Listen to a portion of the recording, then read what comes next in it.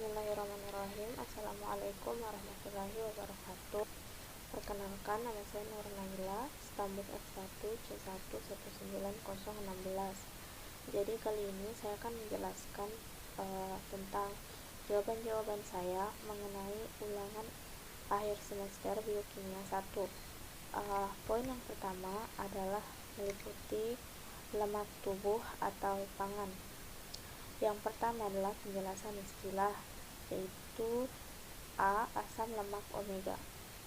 Asam lemak omega adalah asam lemak tak jenuh yang ditandai dengan adanya ikatan rangkap 3 atom dari gugus metil terminal dalam struktur kimianya. Asam lemak omega tersebar luas di alam, menjadi konstituen penting dari metabolisme lipid hewan dan memainkan peran penting dalam makanan manusia dan fisiologi manusia. 3 jenis asam lemak omega yaitu omega 3, omega 6, dan omega 9 yang bisa kita lihat strukturnya seperti di samping. Sumber umum asam lemak omega meliputi kenari, biji yang dapat dimakan, minyak biji bijak lari, minyak ganggang, minyak biji rami, dan lain-lain. Kemudian yang B adalah lemak jenuh. Lemak jenuh adalah asam lemak yang rantai hidrokarbon pembentuknya itu tidak memiliki ikatan rangkap. Asam lemak jenuh memiliki jumlah atom karbon yang bervariasi, mulai dari 3 yang disebut asam propionat hingga 36 yang disebut asam heksatriakontanoat. Struktur dari lemak jenuh dapat kita lihat pada layar, yaitu tidak memiliki ikatan rangkap. Asam lemak jenuh itu terdapat dalam berbagai jenis produk makanan. Produk hewani banyak mengandung banyak lemak jenuh, diantaranya seperti krim, keju, mentega, minyak samin, suet, dan lain-lain. Sedangkan hasil tanaman yang mengandung banyak lemak jenuh diantaranya adalah minyak kelapa, minyak biji kapas, minyak sawit, dan mentega coklat. Kemudian yang C adalah lemak tak jenuh. Lemak tak jenuh adalah asam lemak yang rantai hidrokarbon pembentuknya memiliki ikatan rangkap. Ikatan ganda ini menyebabkan molekul lemak tersebut tidak jenuh atau masih bisa menambah atom hidrogen.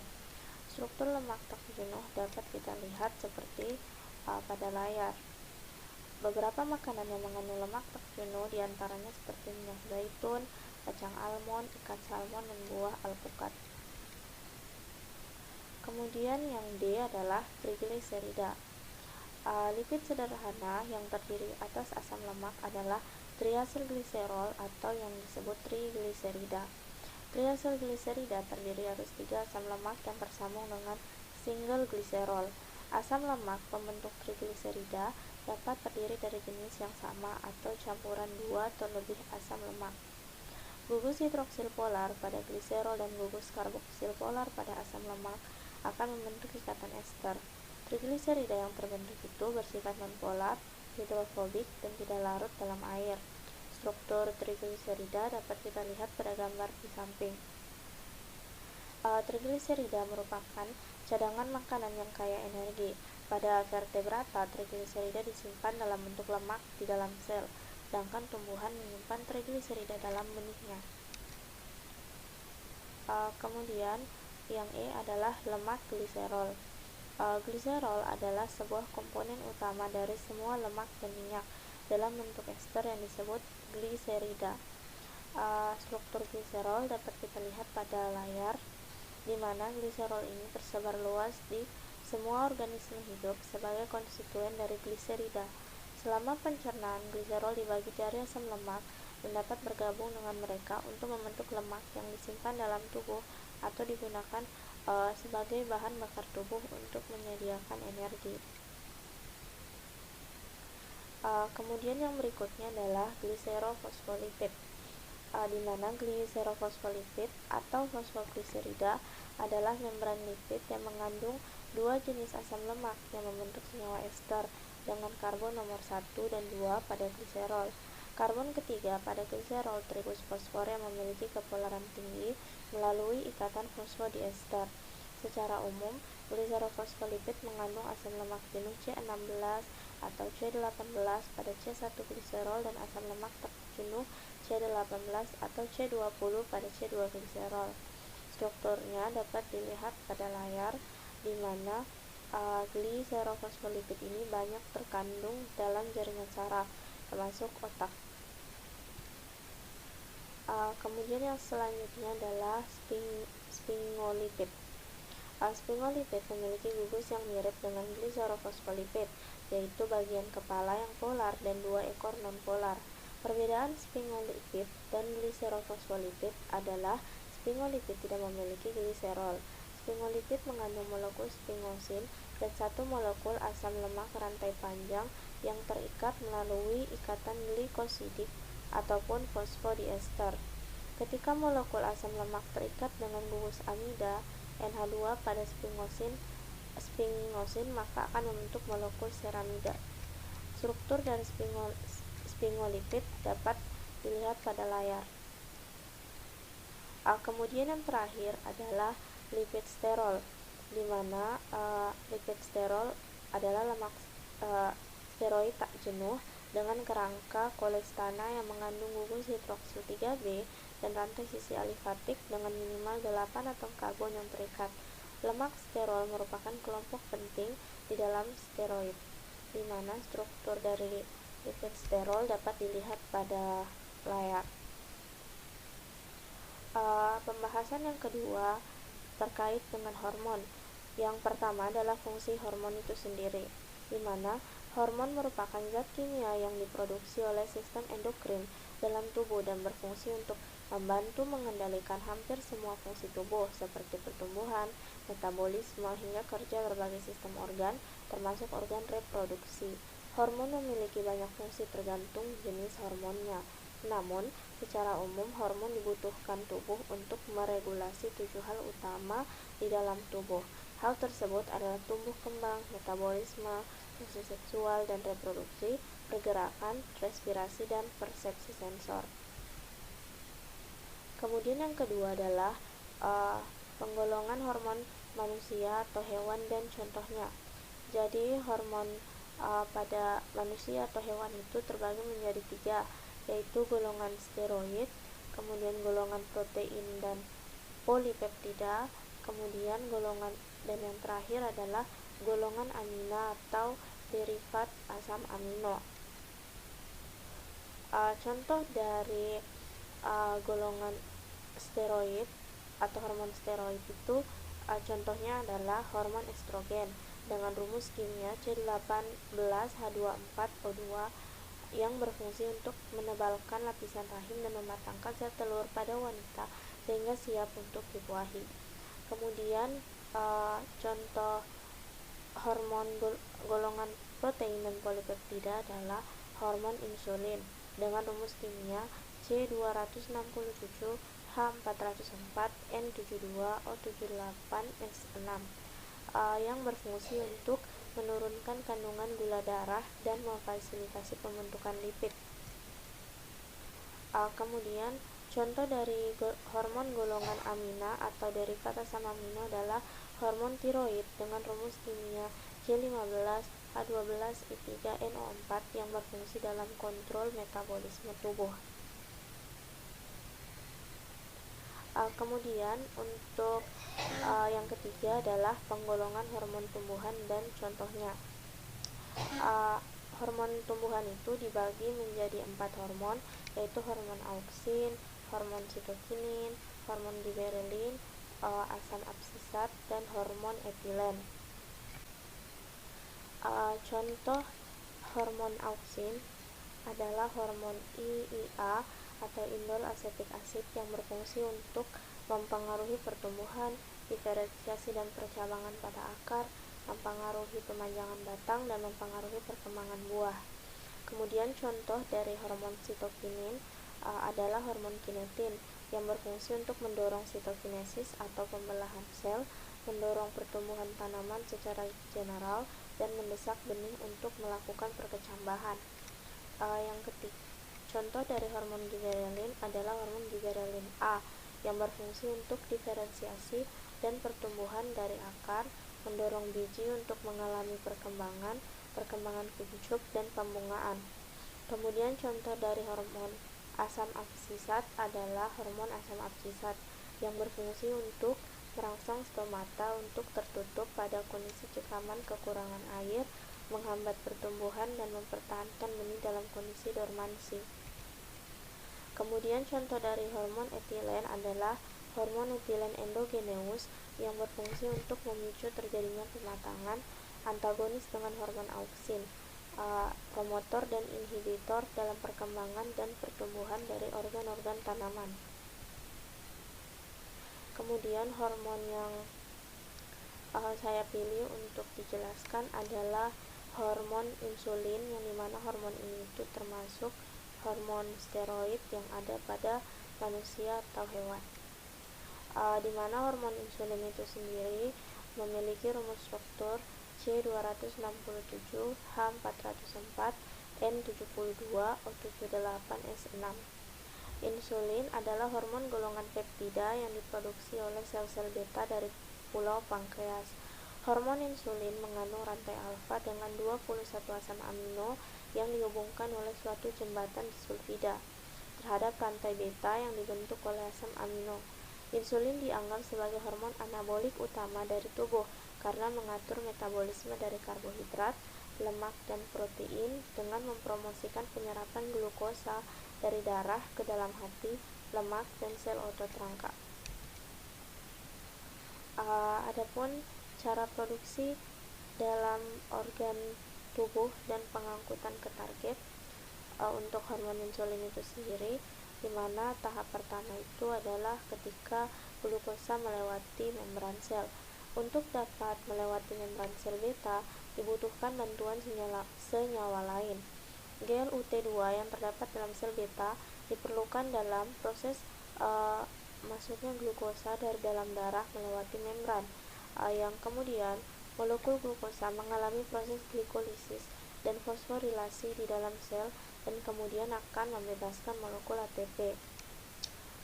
Kemudian tahap selanjutnya, ATP itu akan mengaktifkan penutupan kanal K pada membran sel. Penutupan ini berakibat terhambatnya pengeluaran ion K dari dalam sel yang menyebabkan terjadinya tahap depolarisasi membran sel yang diikuti kemudian oleh tahap pembukaan kanal Ca. Keadaan inilah yang memungkinkan masuknya ion kalsium sehingga menyebabkan peningkatan kadar ion kalsium intrasel. Tahap selanjutnya yaitu sintesis insulin diawali dengan bentuk preproinsulin atau prekursor insulin yang terjadi di retikulum endoplasma sel beta pankreas. Preproinsulin kemudian dipecah menjadi proinsulin oleh enzim peptidase. Molekul proinsulin menjalani serangkaian pemecahan peptida tapak spesifik sehingga terbentuk insulin yang matang dan peptida C dalam jumlah ekuimolar dan disekresikan dari granul sekretorik pada sel beta pankreas. Dengan adanya enzim peptidase, proinsulin kemudian diubah menjadi insulin dan peptida C dan disekresikan bersama-sama melewati membran sel jika dibutuhkan. Proses selanjutnya yaitu produksi dan sekresi insulin dari sel beta pankreas dipicu oleh kenaikan kadar glukosa dalam darah. Pada saat glukosa meningkat, glukosa harus dapat melintasi membran sel dengan cara mengadakan ikatan dengan senyawa pembawanya, yaitu glukose transporter atau GLUT. Glukosa yang telah masuk ke dalam sel beta pankreas akan mengalami glikolisis dan fosforilasi dan pada akhirnya ATP. Kemudian ATP yang dihasilkan diperlukan untuk mengaktifasi penutupan protein kanal ion K di membran sel beta pankreas. Penutupan tersebut menyebabkan ion K tidak dapat keluar dari sel beta pankreas. Hal ini akan menyebabkan depolarisasi membran sel beta pankreas karena adanya perubahan muatan. Perubahan muatan tersebut terjadi karena jumlah ion yang keluar masuk melewati membran sel dan diikuti terbukanya kanal ion kalsium. Kemudian pembahasan materi selanjutnya adalah tentang asam nukleat. Yang pertama adalah penjelasan istilah. Nukleotida. Nukleotida adalah senyawa organik yang terdiri dari sebuah nukleosida dan sebuah gugus fosfat, berperan sebagai monomer yang menyusun polimer berupa asam nukleat, yaitu asam deoksiribonukleat atau DNA dan asam ribonukleat atau RNA, di mana struktur nukleotida dapat dilihat pada gambar di samping. Kemudian yang B, nukleosida. Nukleosida merupakan sebutan untuk bagian dari nukleotida tanpa gugus fosfat.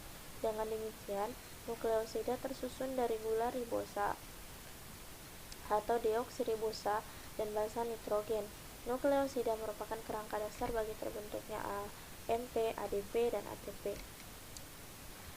Strukturnya dapat dilihat pada gambar di samping.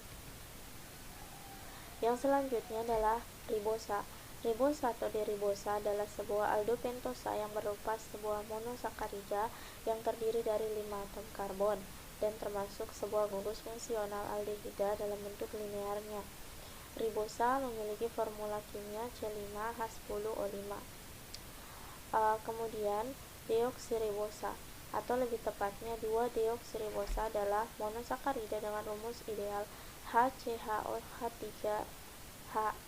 Namanya menunjukkan bahwa gula itu adalah gula deoksi, yang berarti bahwa deoksiribosa berasal dari gula ribosa dengan hilangnya atom oksigen.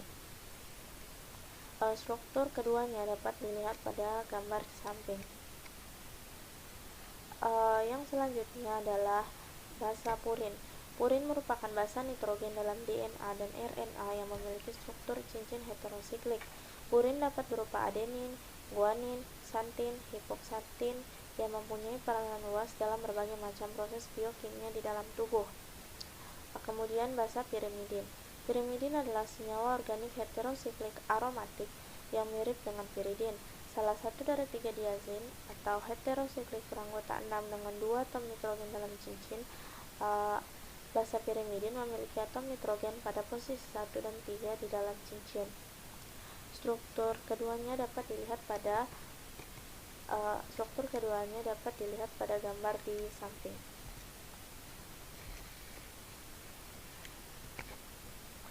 Yang selanjutnya, soal yang kedua adalah persamaan dan perbedaan DNA dan RNA, di mana persamaan antara DNA dan RNA yaitu yang persamaan pertama merupakan sama-sama merupakan asam nukleat, kemudian disusun oleh nukleotida, kemudian memiliki tulang punggung berupa kompleks gula fosfat, dan yang keempat memiliki 4 tipe basa nitrogen. Kemudian perbedaan antara DNA dan RNA yaitu yang pertama, DNA berbentuk rantai panjang, ganda, dan berpilin atau double helix, sedangkan RNA berbentuk rantai pendek, tunggal, dan tidak berpilin. Kemudian perbedaan yang kedua, DNA terletak di dalam nukleus, kloroplas, dan mitokondria, sedangkan RNA terletak dalam nukleus, sitoplasma, kloroplas, dan mitokondria. Kemudian gula pada DNA adalah deoksiribosa, sedangkan gula pada RNA adalah ribosa. Pirimidin DNA terdiri atas timin dan sitosin, sedangkan pirimidin RNA terdiri atas urasil dan sitosin. Yang kelima, kadar DNA tetap, sedangkan kadar RNA tidak tetap. Fungsi DNA sebagai materi genetik atau bahan baku untuk sintesis protein, sedangkan RNA sebagai alat dalam sintesis protein. Kemudian perbedaan yang terakhir adalah keberadaan DNA permanen, sedangkan RNA periode pendek karena sifatnya yang mudah terurai. Kemudian pembahasan yang selanjutnya adalah mengenai enzim. Soal yang pertama adalah hipotesis enzim dan substrat. Jadi hipotesis enzim dan substrat itu terbagi menjadi dua.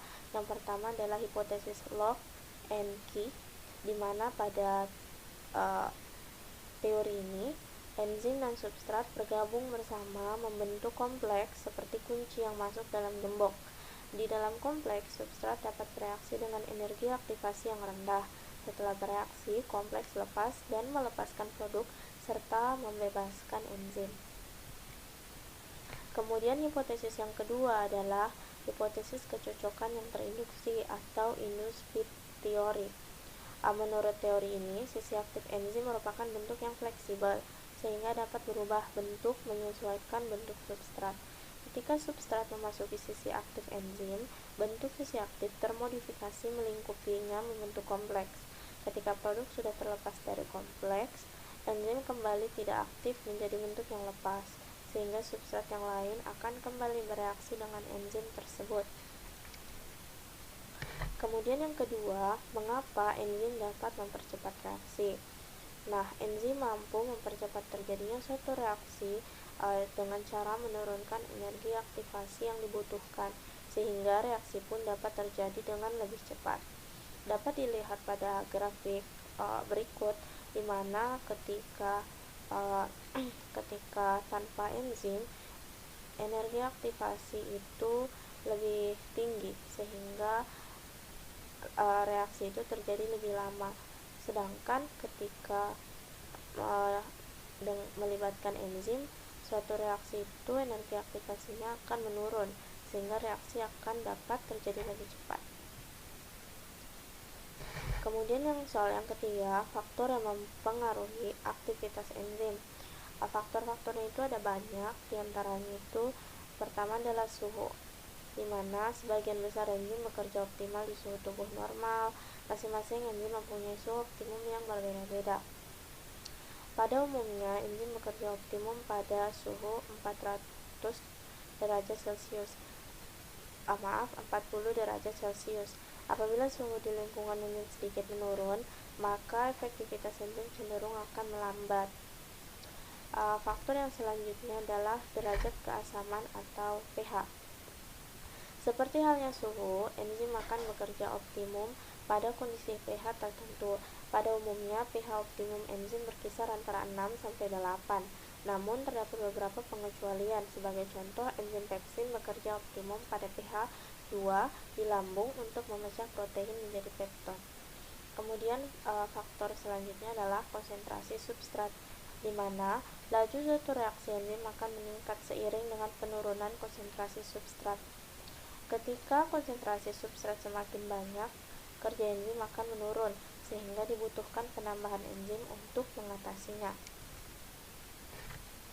Faktor yang selanjutnya adalah konsentrasi enzim, di mana konsentrasi enzim dengan laju reaksi enzim berbanding lurus.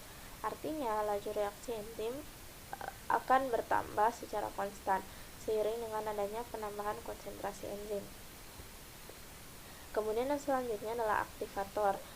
Zat pengaktif seperti bahan kimia tertentu mampu meningkatkan kerja enzim. Contohnya logam alkali tanah seperti kobalt, magnesium, mangan, dan klorin. Kemudian faktor yang terakhir adalah inhibitor. Inhibitor adalah senyawa yang mampu menghambat kerja enzim. Inhibitor menyebabkan aktivitas enzim terganggu, sehingga enzim tidak bekerja secara optimal. Terdapat dua macam inhibitor, yaitu inhibitor kompetitif dan inhibitor non-kompetitif. Inhibitor kompetitif bersaing dengan substrat untuk menempati sisi aktif enzim, sehingga enzim tidak dapat menghasilkan kompleks substrat enzim. Adapun inhibitor non-kompetitif menempel pada sisi aktif enzim, menyebabkan substrat tidak dapat menempel. Yang selanjutnya, yang soal keempat adalah tata nama enzim. Tata nama enzim itu dibagi menjadi dua cara. Yang pertama, berdasarkan substratnya, maka namanya itu ditambah dengan akhiran ase. Seperti contoh, nama substratnya protein, maka nama enzimnya akan menjadi proteinase. Nama substratnya lipid, maka nama enzimnya adalah lipase, dan begitu pula seterusnya. Kemudian yang metode kedua, berdasarkan tipe reaksinya, ditambah dengan akhiran ase. Contohnya reduksi, nama enzimnya adalah reduktase. Oksidasi, nama enzimnya oksidase. Pelepasan CO2, nama enzimnya dekarboksilase. Dan pelepasan hidrogen, nama enzimnya adalah dehidrogenase. Kemudian yang soal yang selanjutnya itu tentang penjelasan istilah-istilah dalam enzim. Yang pertama adalah biokatalisator, di mana biokatalisator diartikan juga sebagai enzim yang berperan untuk mempercepat reaksi kimia dalam metabolisme suatu sistem hayati atau organisme. Kemudian yang kedua adalah koenzim. Koenzim ialah molekul organik kecil dari enzim yang merupakan protein. Koenzim berupa molekul organik dan banyak yang berasal dari vitamin. Kemudian kofaktor. Kofaktor merupakan bahan kimia yang membantu atau berupa molekul atau ion yang terikat enzim untuk meningkatkan aktivitas biologis enzim. Sebagian besar enzim membutuhkan kofaktor untuk mengarahkan aktivitas mereka, sedangkan beberapa enzim mungkin tidak membutuhkan kofaktor. Kemudian yang selanjutnya adalah inhibitor kompetitif, di mana inhibitor kompetitif adalah molekul yang dapat menghambat bahkan menghentikan reaksi enzimatik bersaing dengan substrat untuk menempati sisi aktif enzim sehingga enzim tidak dapat menghasilkan kompleks substrat enzim. Adapun inhibitor non-kompetitif menempel pada sisi aktif enzim menyebabkan substrat tidak menempel. Kemudian inhibitor non-kompetitif adalah molekul yang dapat menghambat bahkan menghentikan reaksi enzimatik bersaing menempel pada sisi aktif enzim menyebabkan substrat itu tidak dapat menempel. Istilah yang selanjutnya adalah aktivator. Aktivator enzim adalah molekul yang berikatan dengan enzim dan meningkatkan aktivitas enzim. Kemudian istilah selanjutnya adalah gugus prostetik, di mana gugus prostetik adalah komponen penyusun enzim berupa zat non-protein. Gugus prostetik ini terdiri dari ion anorganik dan ion organik kompleks. Kemudian yang selanjutnya adalah apoenzim. Apoenzim adalah komponen penyusun enzim yang berupa dan paling dominan dalam struktur enzim. Apoenzim ini bersifat labil karena mudah dipengaruhi oleh perubahan suhu dan pH dan tidak tahan panas. Kemudian adalah sisi katalik enzim, di mana sisi katalik enzim adalah daerah spesifik pada makromolekul di mana substrat akan terikat dan mengalami reaksi kimia. Sisi ini dapat diganggu oleh inhibitor kompetitif. Kemudian poin yang terakhir dari soal ini itu adalah kinetika enzim. Yang pertama itu tanpa inhibitor diperoleh nilai Km sama dengan 4 dan nilai Vmax sama dengan 10,20408, di mana nilai-nilai ini itu diperoleh dari grafik plot grafik antara 1/S, di mana ini adalah substrat, dan 1/fenol, di mana ini adalah kecepatan reaksi tanpa inhibitor, sehingga nantinya akan diperoleh nilai Km dan Vmax seperti di atas. Kemudian yang B adalah plus inhibitor A, diperoleh nilai Km sama dengan 9,8 dan nilai Vmax sama dengan 10, di mana nilai ini juga diperoleh dari plot grafik antara sepersubstrat dan kecepatan reaksi dengan inhibitor A. Kemudian yang C adalah plus inhibitor B, di mana nilai Km yang diperoleh sama dengan 13,1295 dan nilai Vmax yang diperoleh adalah 7,194245. Nilainya juga diperoleh dari plot grafik antara 1/seper substrat dan seper kecepatan reaksi memakai dengan inhibitor B. Sekian materi yang dapat saya bawakan mengenai pembahasan jawaban saya terkait ulangan akhir semester biokimia 1. Lebih dan kurangnya mohon dimaafkan. Wabillahi taufiq wal hidayah. Wassalamualaikum warahmatullahi wabarakatuh.